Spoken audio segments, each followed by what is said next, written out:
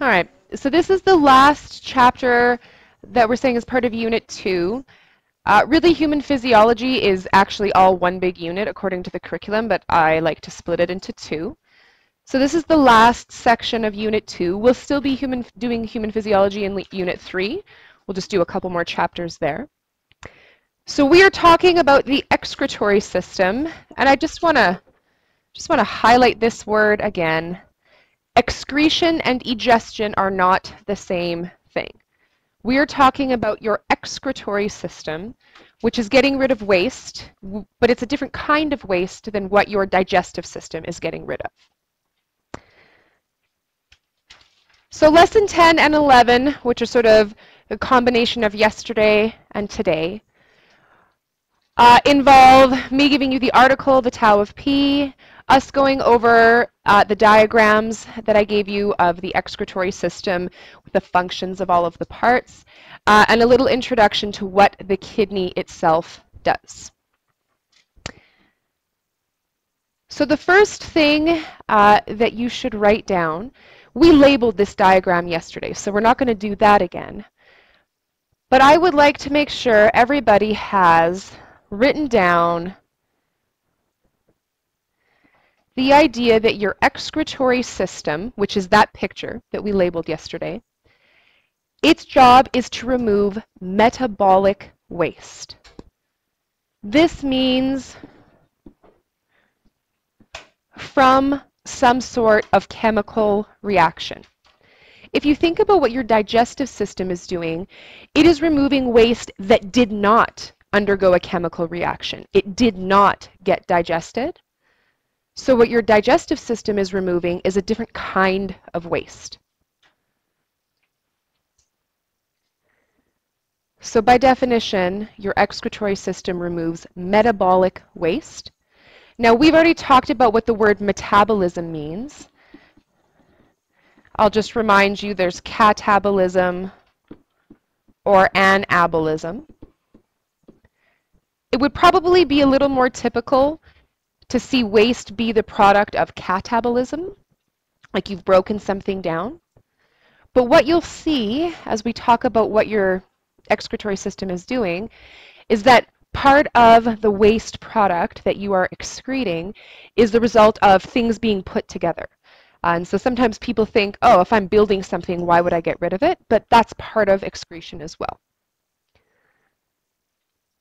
So that's your excretory system. Once again, we labeled those parts yesterday. Does anyone have any questions they want to ask? Maybe there's a part that you missed or something that you wanted to ask based on what we colored and labeled yesterday? Okay. So the next thing that we did was talk about your kidney, and we labeled all the parts of your kidney. The renal artery, the renal vein, the fact that the ureter comes out attached to the renal pelvis. So I'm not going to do that again. We had the renal cortex, medulla, and pelvis. So these are all the parts we labeled yesterday. What I did want to add to that are the three main things that your kidney does. Thing number one, which is obviously our focus, is the fact that it filters waste. So you would have written at least that down on your picture of the kidney yesterday. But here are some details. The major waste product, major, that doesn't mean only, that just means major. That's what most of the waste that we're trying to filter is urea. Urea is a molecule that is produced by your liver. So here's your liver again.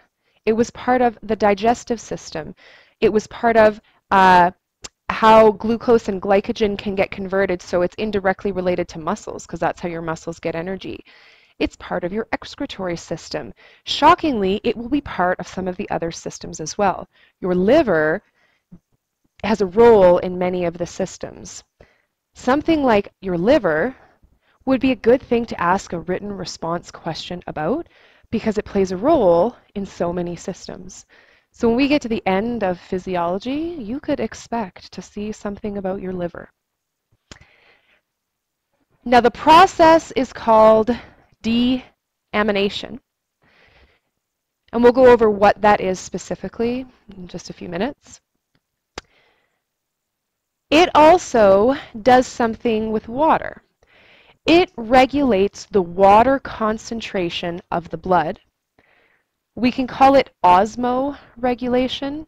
You might have heard the word osmosis before. When you see osmo as part of a word, we're referring to water.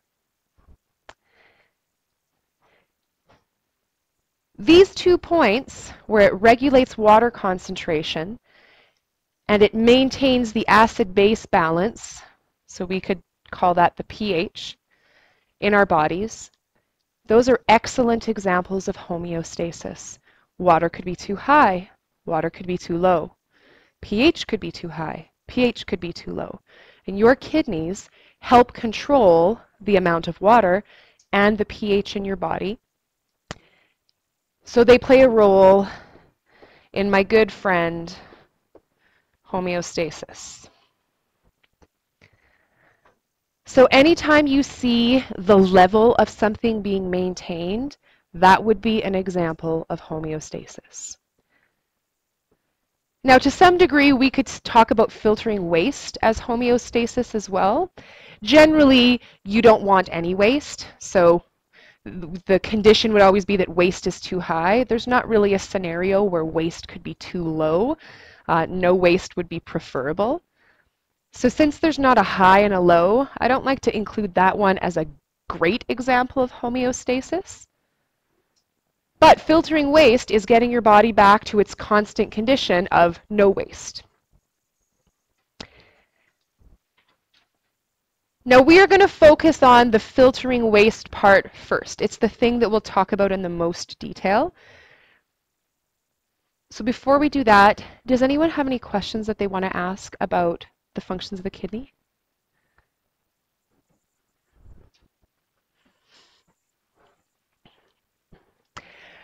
So we will talk about deamination. Deamination is the process that your liver performs so that you can have a waste product. Deamination, so it has D at the beginning, that implies that I'm taking something apart or undoing something. And this amine part here, think amino acid. Anytime you see amine as part of a word, think protein. Proteins are made out of amino acids, so this word part, amine, usually means protein. So deamination is the breakdown of amino acids. We're going to take them apart. And it occurs, like we said before, in your liver. Now what happens is that AAs, which is my abbreviation for amino acids, I'm a scientist, I like abbreviations, they are broken down into 2 basic parts. The amine group and a carboxylic acid.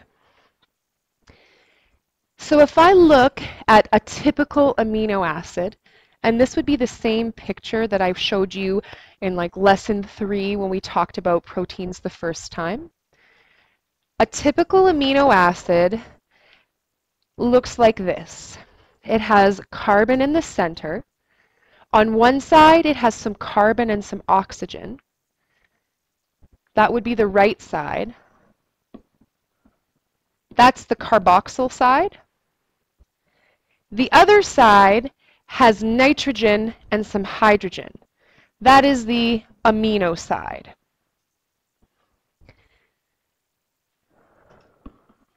So when you look at an amino acid, one side is the amino part, one side is the acid part. Now you might remember there are actually 20 amino acids, and they differ based on what's attached on the bottom. So that R down there isn't an element. There is not an element that is named, just R. That's supposed to represent a variable group that you could attach there. So I'm reminding you of this because sometimes having a picture of it makes it a little more memorable. What happens during deamination is that we break off this amino part. And then the rest of it goes off to be a carboxylic acid. Now what happens to them? The carboxylic acid can be used in cell respiration. Now, there are some steps, but it can be turned into a carbohydrate and eventually broken down like a carbohydrate would be in cellular respiration. The details of that are much beyond the scope of what we're talking about. What we care about is the amine group, because we are going to make ammonia. Ammonia is NH3. So you can see we've added a hydrogen onto it to make ammonia. It's NH3. Then what does your body do? Well, it says underneath, ammonia is actually quite toxic. So that you know, ammonia is what is in Windex. I believe I would have told you already, if you were at a loss for Windex, you could pee on a rag, wipe your windows, and they would be streak-free because you have ammonia or its derivative in your pee. It would work. So if your mom asks you to clean your room and you are angry about that, you clean your windows with pee. Mirrors, too. It will work on mirrors. It would smell gross, so I wouldn't recommend it, and it's kind of disgusting, but just saying it would work. Now, ammonia itself is quite toxic. You do not want to have ammonia in your bloodstream. It's converted to something less toxic by adding CO2.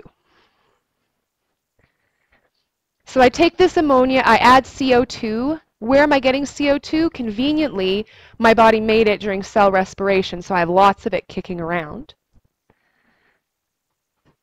Then I can take a couple of urea molecules. I'm putting ×2, but I mean it could be ×3 or ×4 here.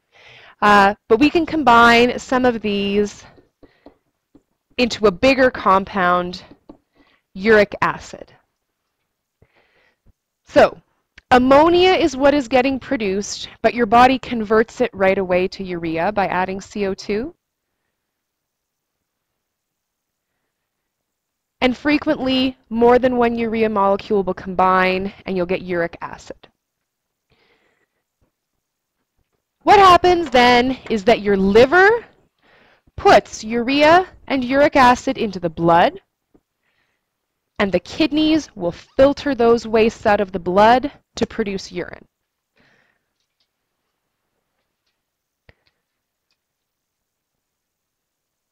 So this is deamination. We take an amino acid and break it apart. So here I have a little table that shows you some different kinds of waste that are produced by different parts of your body.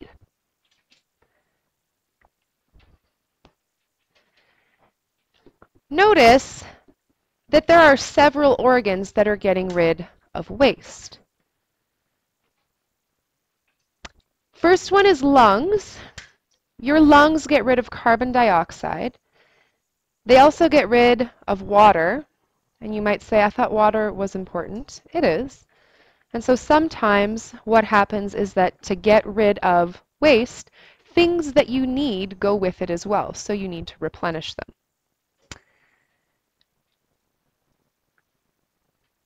Now, intestine, which is the third one down, we discussed already. It's undigested material.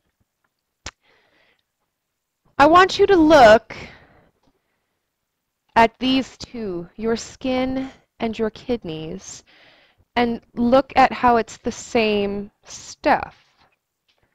So, how is your skin getting rid of waste? Well, you sweat. Sweat comes out of your sweat glands. Sweat is made of water, urea, and salts. When we say salts, we don't necessarily mean like table salt. Salts mean some sort of ionic compounds. Salt would be an example of it. But if you look, your skin and your kidneys are making the same stuff. So your sweat smells bad sometimes because it's made of the same things that urine is made of. Right? It doesn't always smell bad because sometimes you are sweating because you have lots of water, and so the water dilutes all of these other substances that could be present. Sometimes you are sweating just to moderate temperature and there's not a lot of waste product. So, if you would prefer that your sweat not smell bad, drink lots of water. And then when you sweat, think about how it's really pee coming out of your sweat glands, and then you'll probably have yourself a little giggle. The next thing that I'm going to show you is a comparison now, not just of like within one organism, within a human, but across a couple of different types of species, how their waste looks different. So I have a little chart here, and I'm going to explain what is going on in each section. I have 3 different organisms: a freshwater fish, a bony marine fish, that means a fish that lives in salt water, and a terrestrial vertebrate, which we would be one of. So I have 3 animals that live in 3 different environments. And what I'd like to do is compare what the composition of their urine looks like. So if I start with the freshwater fish, it has a large volume of urine that is less concentrated. So I'm going to sum that up with a V and an arrow that goes up, and a C and an arrow that goes down. Big volume, low concentration. Why is that the case? A freshwater fish has water any minute of its life. If it doesn't have water, it's dead because it's not in the water. So a freshwater fish is totally unconcerned with conserving water because it's readily available. So lots of water would be excreted along with the waste products of their urine. Compare this to the bony marine fish. It has a small volume, and it has urine that is slightly less concentrated than bodily fluids. So this one is way less concentrated. This one is slightly less concentrated. So I'm just going to put sort of a wiggly arrow. It gets a little bit less concentrated, but you can see, if you look at the picture, it's darker in color than the freshwater fish. The reason it's darker in color is because there's less water diluting those waste products out. Now compare that to a human or another terrestrial vertebrate. The volume is moderate, so I'm not putting an up or a down, it's sort of medium. And the urine is more concentrated. So because we have to ingest water and we have to ingest salt if we would prefer to have it, our body does a different process than an organism that lives in water or that lives in salt water, because those 2 substances are easy to acquire. So for us, we have a different composition of our urine. So what would I want you to know? I would want you to be able to associate the organism with the composition of its urine. Just volume and concentration. Is volume high, low, or medium? Is concentration lower or higher, or just slightly lower? Does anybody have any questions they want to ask about this part?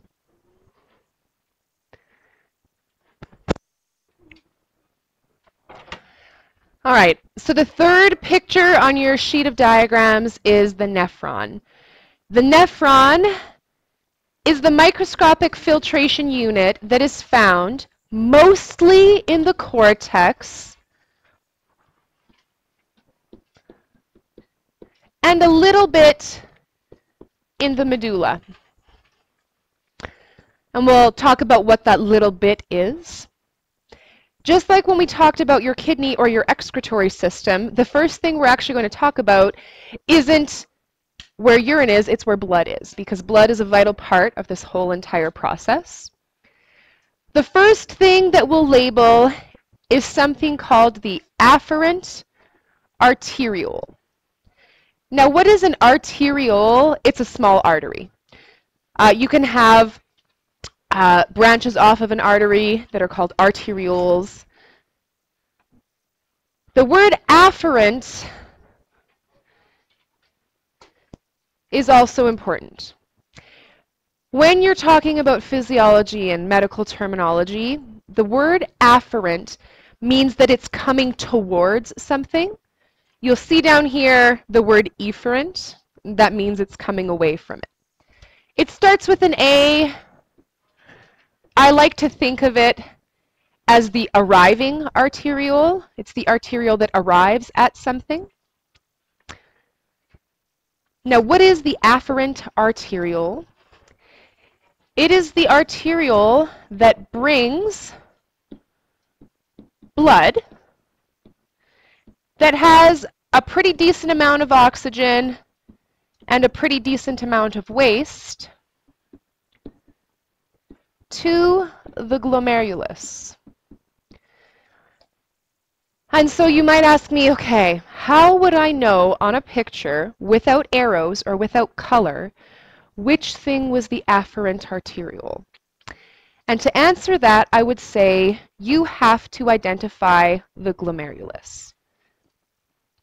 The glomerulus is this big, chunky looking thing, sort of a big glob of blood vessels. And so whatever is coming toward it, leading into it, has to be the afferent arteriole. The blood is always going to be coming from this direction, from somewhere else. And so we would put your afferent arteriole there. It's a branch off of your renal artery that is leading in to the glomerulus.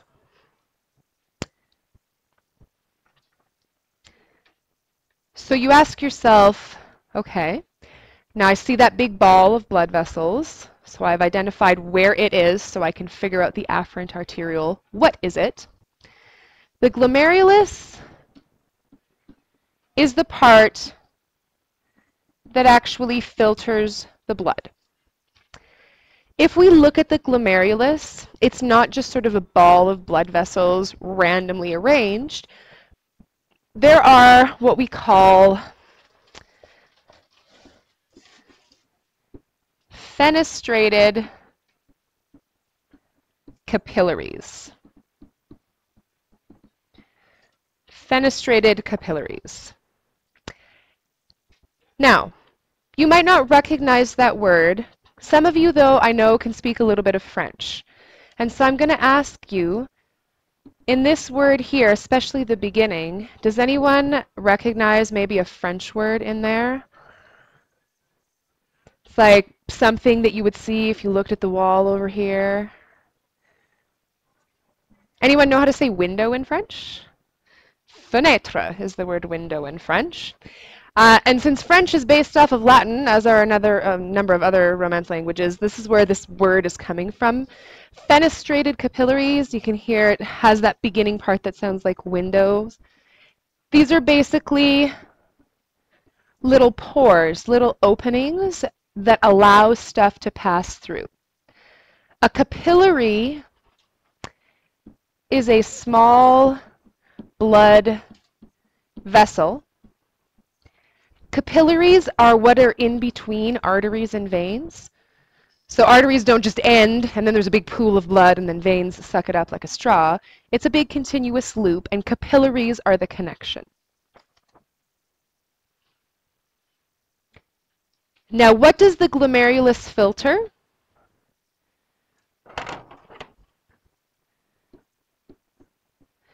Plasma goes through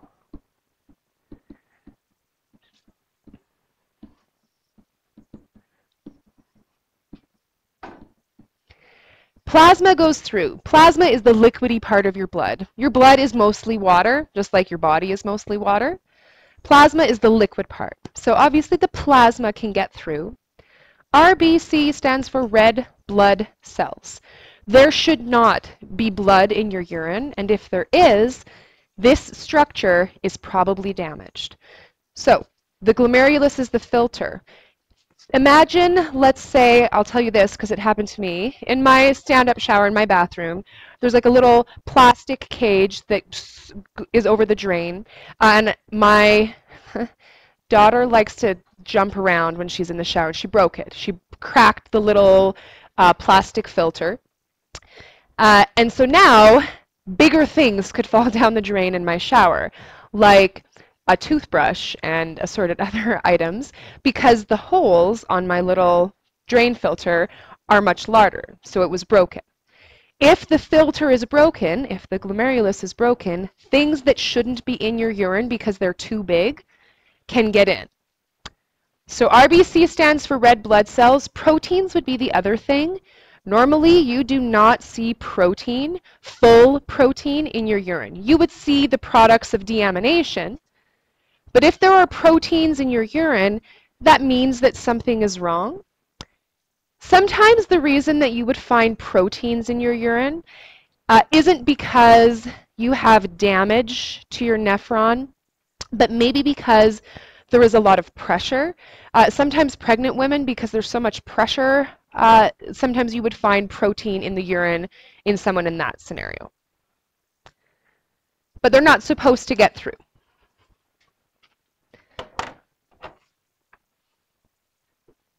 Now, number 3 is the efferent arteriole. Number 3 didn't even have a line on this particular diagram, so I'm adding one.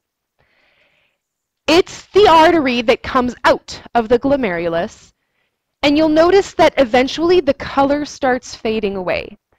That's because arteries are constantly giving away oxygen, and they're getting rid of waste through the glomerulus. So the color changes because now there's stuff being taken out of the blood. The efferent arteriole starts with an E. I like to call it not the exciting, that would have a C in it, but the exiting arteriole. That means it is leaving the glomerulus.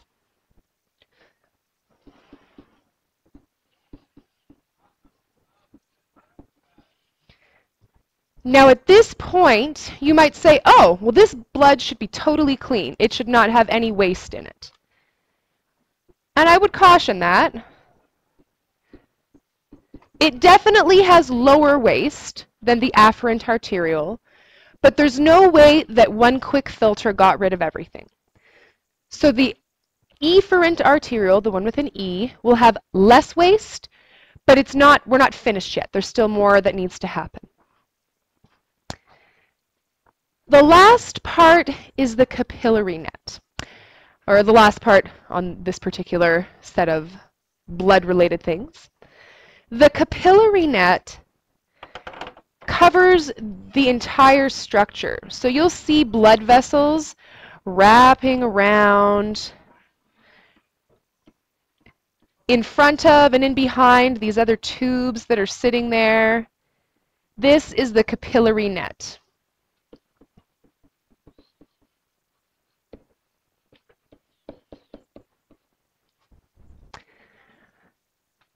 So you have a blood vessel that comes in, a blood vessel that comes out, but then you have this big net of capillaries. So it's a bunch of branches. The capillary net starts up here where the efferent arteriole starts branching off, and it ends up here where it reconnects to the vein, to your renal vein, or the branch off of your renal vein. So the capillary net is connected to the vein and the artery that are coming in and out of your kidney. What is the capillary net's job?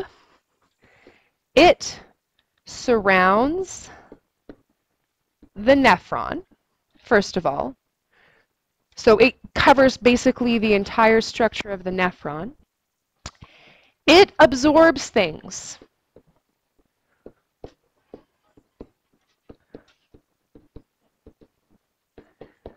So there are some nutrients that will end up fitting through the filter. Some things are so small that even though your body wants to keep them, they will flow through the filter of the glomerulus. So this capillary net, which is still a blood vessel, takes them back. It also secretes. I said at the top that there's no way that one filter of the blood could catch everything. So the capillary net will still have a little bit of waste product in it, and it can continue adding waste to urine and taking back the substances that you want. So the capillary net adjusts the filtering process. So it makes sure that if something got filtered that your body wants to keep, it takes it back. And if something missed getting filtered that we should have gotten rid of, it can go back into the urine. These are the blood-related structures. Does anyone want to ask any questions about blood-related structures? Now, it's not one of the words up here because we've already described it a couple of times, but down here, that would be your renal vein. The other one would be your renal artery, just so everyone is clear. The artery would be attached to the arteriole. The vein is attached to the other side of the capillary net.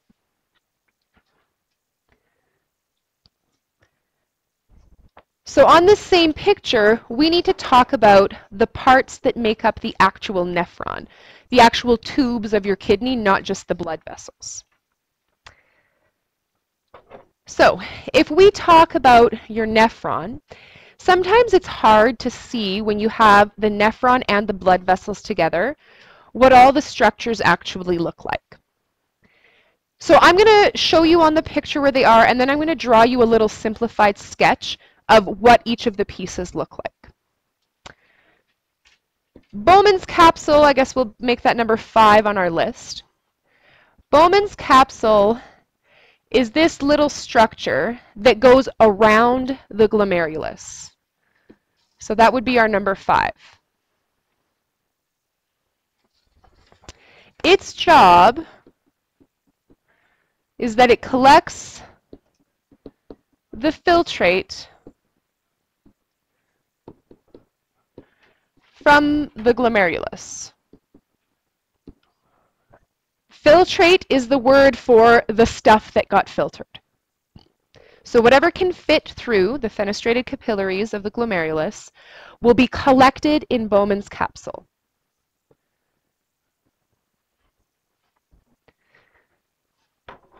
Then we have something called the proximal convoluted tubule, which I regularly refer to as the PCT because that's much shorter than proximal convoluted tubule. The proximal convoluted tubule starts at Bowman's capsule and then starts sort of winding around. Convoluted means goes in a bunch of wiggly lines, and that's exactly how it looks. It sort of winds around in a weird little pattern. The proximal convoluted tubule is the next step after Bowman's capsule. So I'm putting these in order.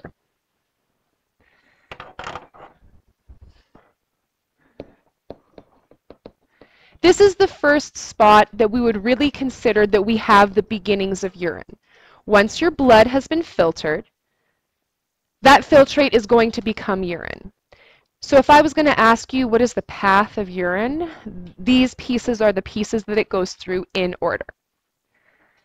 So in the proximal convoluted tubule,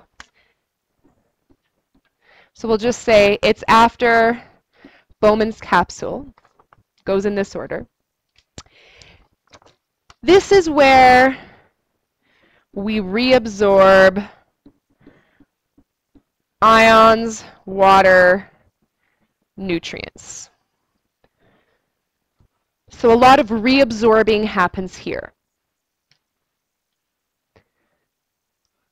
So there are capillaries that surround these tubes, and the proximal convoluted tubule allows reabsorption. That means back into the blood. So the blood is reabsorbing things here. The next piece, if we're going in order, is the loop of Henle. So if I pick up my little picture here and I follow it down, I would see that it loops down quite far and then comes back up. So this would be number 7, the loop of Henle. Now the loop of Henle descends into the medulla. So if I were to superimpose on this nephron where the cortex and where the medulla is, we would say about here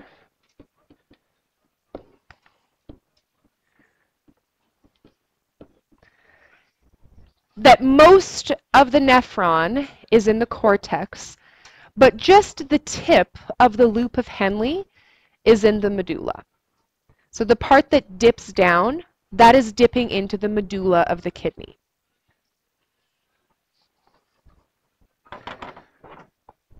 This is the part where most water reabsorption occurs. So water can be reabsorbed anywhere, but this is the part where a lot of it happens. Why does it happen? The medulla is saltier. Water likes to go where salt is. That's sort of one of the general principles of osmosis. And because the medulla is saltier, water gets reabsorbed more easily here than it does in other spots.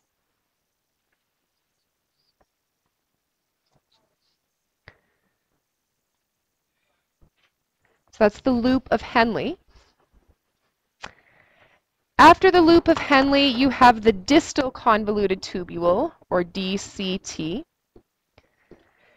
So coming back up at the top, where does that come out? Right there. This would be your distal convoluted tubule.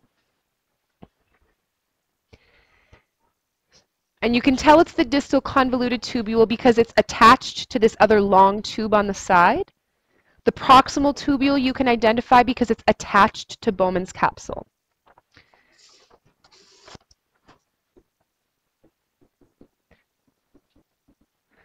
So this is really the last section of the nephron where a lot of reabsorption is happening. In this last section, we have the final water adjustment.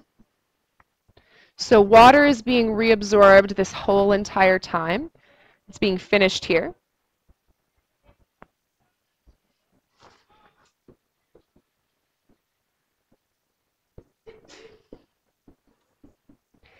Now the distal convoluted tubule is affected by something called ADH.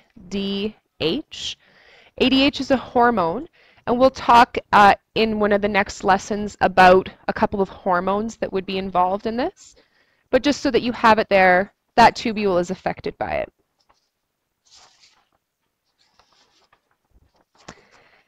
Lastly, we have the collecting duct, which we'll call number 9.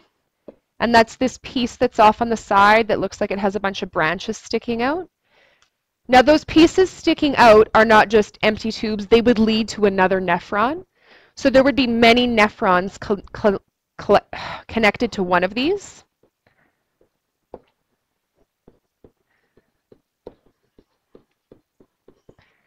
And this is what leads to the renal pelvis.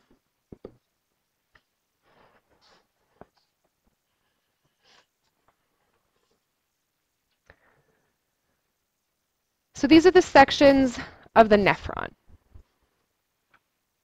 So if you ever had the need to draw a nephron, you could draw, if I can draw it, you can draw it too. Start with a little capsule. I usually make it look like, you know, like the mouth of something, like this is a big snake or something like that. A convoluted tubule, a loop, another one. And if you wanted to, you could add blood vessels. So there's my glomerulus. And then I know that the blood vessels go all the way around it. That's my simplified representation of the blood vessels and the nephron. There's no point where I will ask you specifically, please draw a nephron for me, but I know sometimes people like to have a good visual way that they can represent what they're talking about. So don't feel like if you wanted to draw a nephron, you have to draw this, which is quite beautiful and artistic. You can draw a very simplified thing like what I have here. If you just are going to talk about the nephron and not necessarily all of the blood vessels, you just want to talk about nephron parts, just draw this. And then that can be how you think about the nephron parts themselves.